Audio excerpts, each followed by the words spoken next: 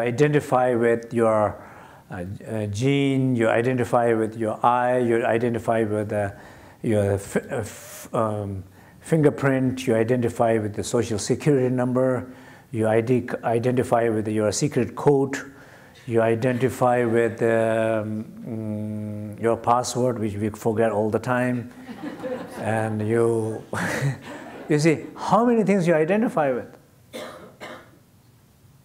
And they all develop. No, they maybe very, very old time they did not have that kind of thing. Over the years, there are more way of identifying yourself. It's really clearly we're trying to say, who are you? I am. I mean, in this country, social security number is probably the big thing, right?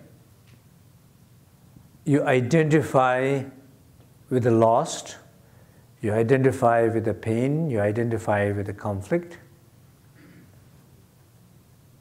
or you can do the opposite. You can identify with the inner refuge.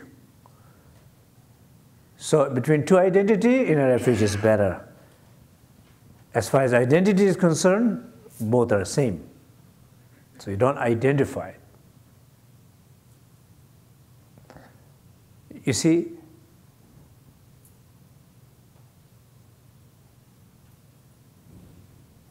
identify. With pain, I identify with the essence, the refuge.